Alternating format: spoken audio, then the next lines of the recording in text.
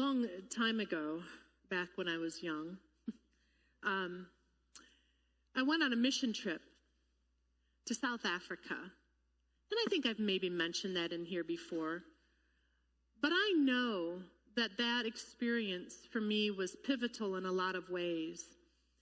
And one of those ways was that I really understood, I began to glimpse what the kingdom of God is really about. Where do we find it? How do we see it?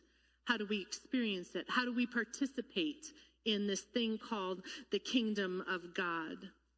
So I went to South Africa. It was in 1991, in November, at about the same time. And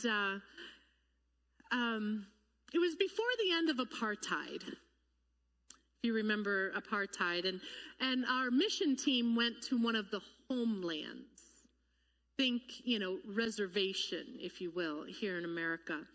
The homelands had no running water, had no electricity, while just right outside the homeland, in this invisible boundary, there was electricity and running water in the regular towns. They looked like just any other towns that we might see in, like Crystal Lake.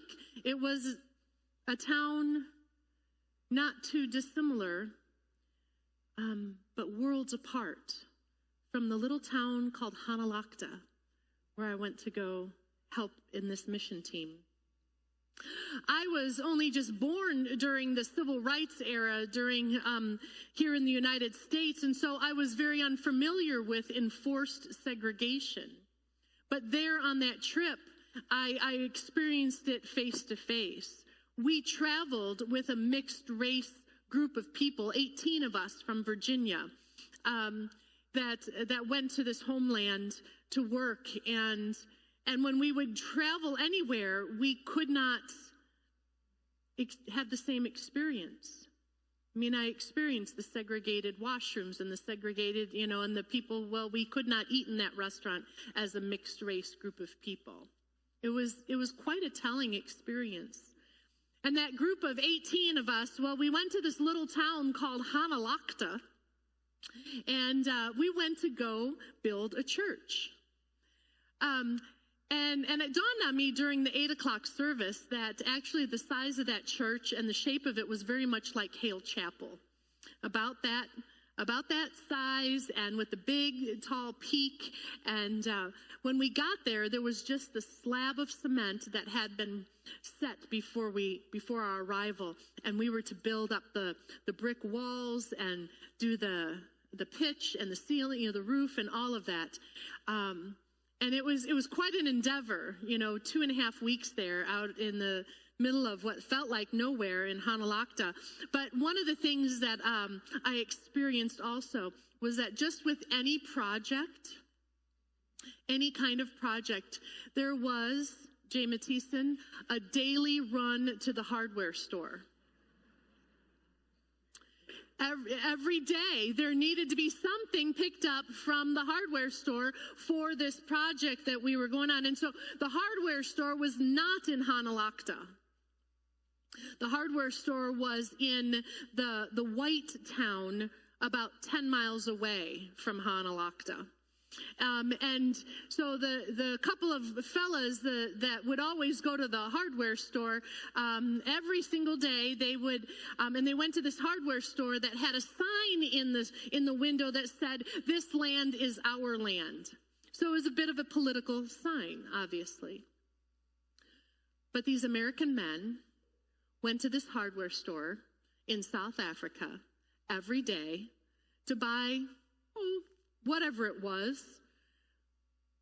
And the owner of said hardware store, if you can imagine a town of about 2,000 people, and you have these Americans coming in every single day into your hardware store, you kind of wonder, what are you doing here buying these things? And so they started building this conversation, this daily conversation with the hardware store owner.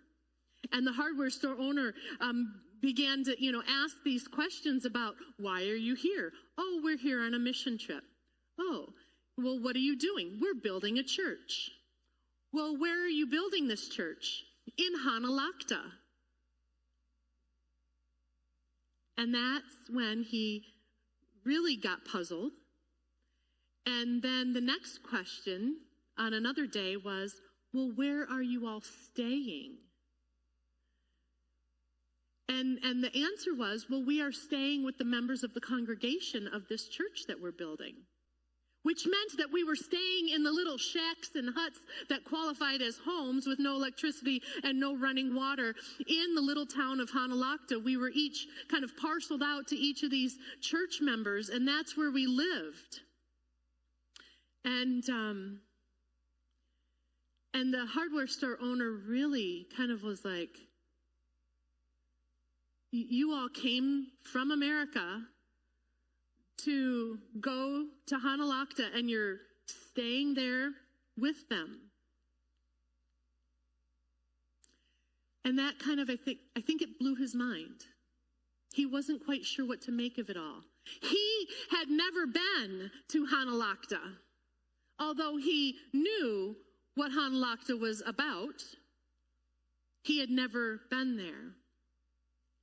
And I think, though, the curiosity got the best of him after developing this relationship with these men from our team who went to his hardware store every single day and continued to support his business and have these conversations with him. And his curiosity got the best of him. And so finally, the last day when we were supposed to be installing the little window panes into the metal frames of the windows, and the fellas had to get the glazing compound. And the fella said, at the hardware store said, well, do you guys know how to do this? And the team members said, well, yeah, we know how to do this. Well, I better come out and help you. And so this hardware store owner made the trip for the first time in his life to Hanalakta, which was just 10 miles from his home. And he came to the church that we had built, and he worked side by side with some of the folks of that congregation, installing windows all day long. And then the next day, he came back again, because we had the dedication ceremony, the consecration ceremony for that to be a sacred space of worship. And I believe that something happened inside that man. I believe that something happened inside of him. This man with the separatist sign in his store window, this man who before that day did not seem to care about his neighbors who lived in such poor conditions when he did not. I believe that something happened inside of that man, and what I believe happened was that the kingdom of God broke in to his heart. Something eternal happened inside of him on that day. This is a kingdom that cannot be defined by a geography, that cannot have a sign that says, this land is our land. It could not be defended by a sword. It is not passed on through bloodlines, but it is entered into by the truth of God that breaks into the human heart. And then the human heart responds to that truth.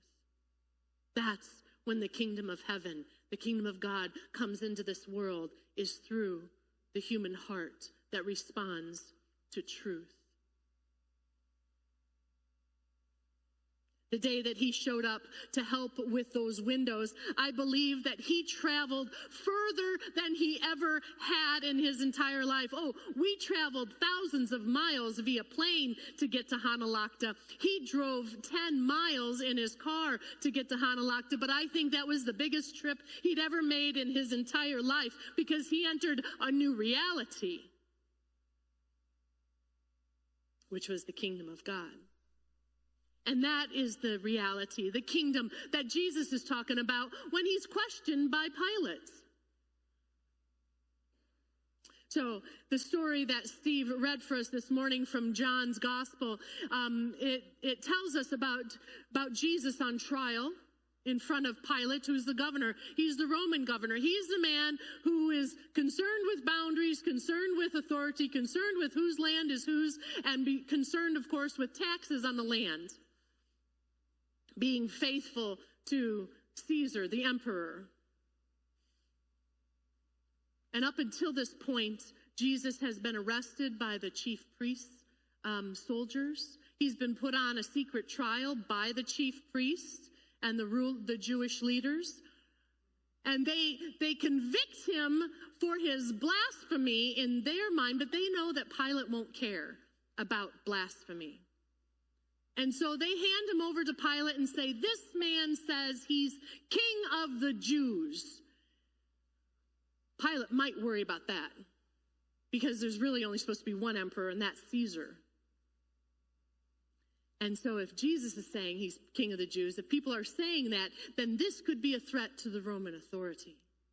So that's why Pilate, he says, so you're king of the Jews, huh? And Jesus, in typical Jesus fashion, doesn't answer his question. Not right away, at least. He says, who told you that? Who told you that?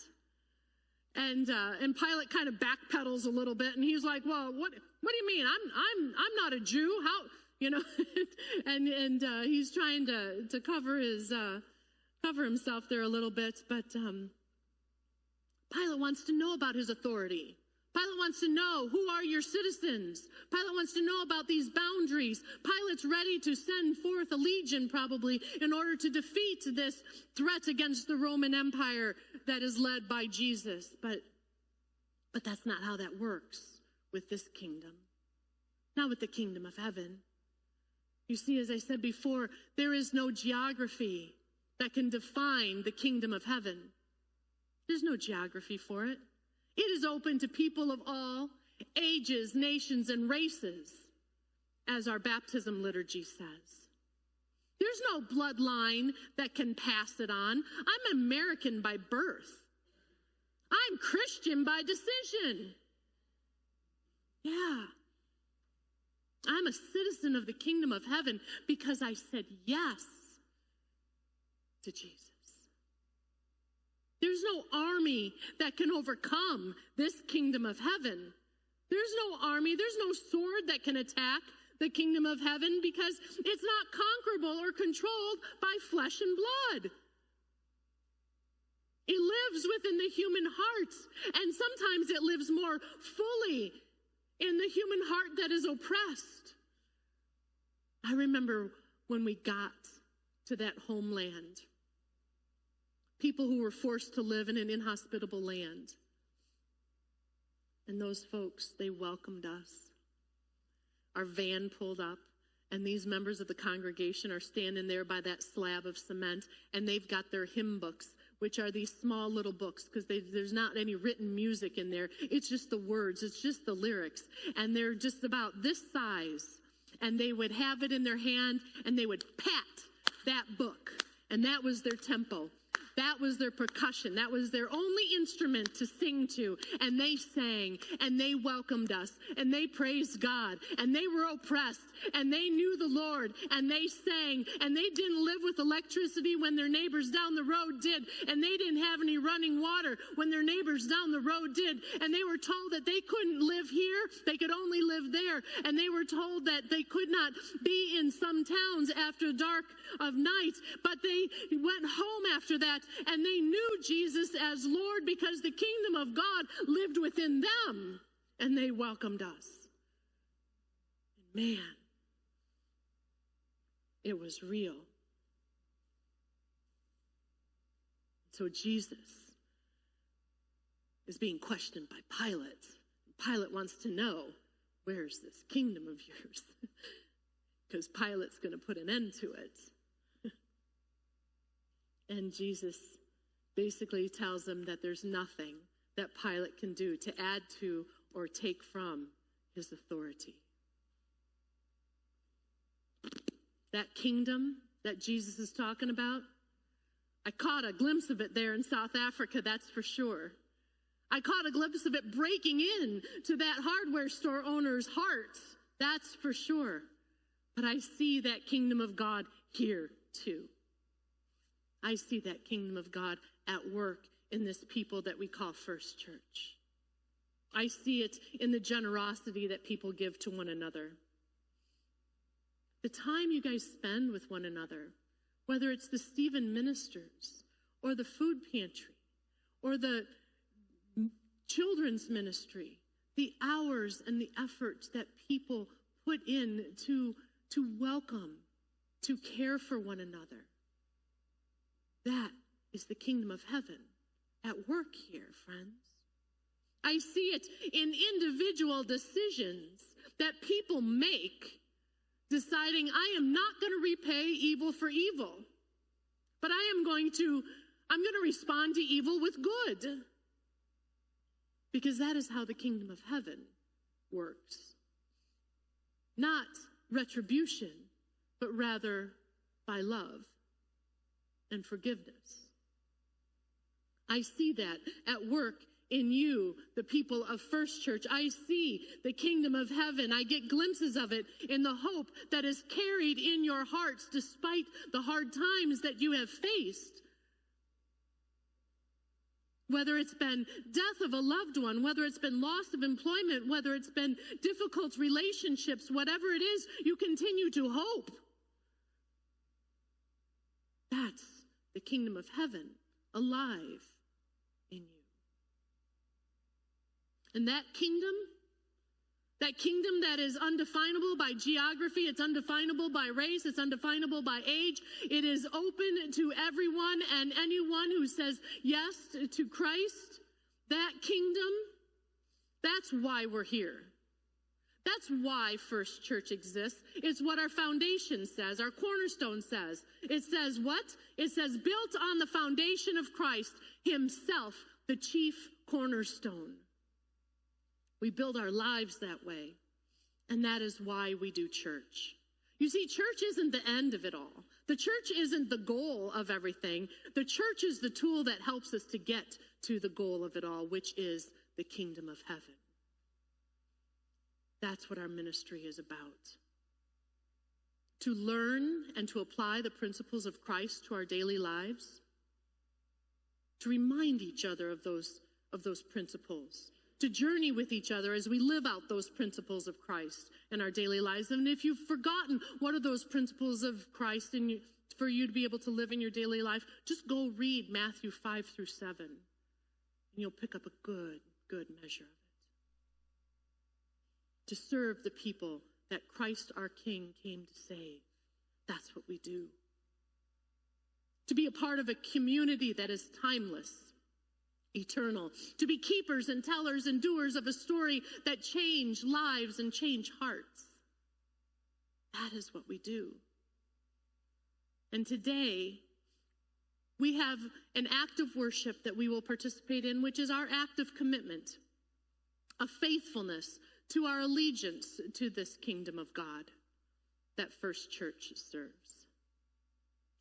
Your decision to support First Church identifies your allegiance to a kingdom that's not your own. It's Christ's kingdom.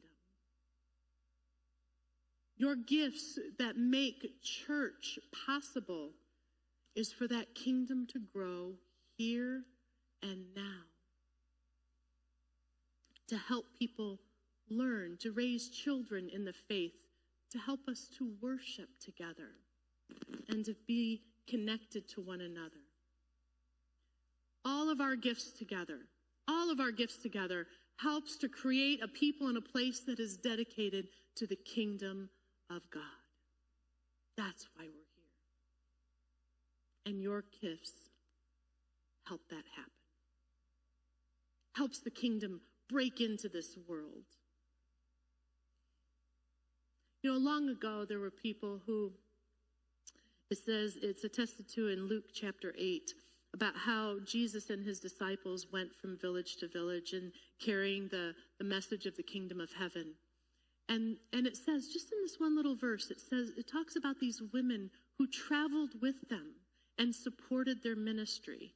Because as they were doing this ministry, they had left behind their fishing enterprises and their carpentry enterprises and all these other enterprises in order to do the ministry of Jesus. And so these women traveled along with them and helped make the ministry possible. This is what we get to do.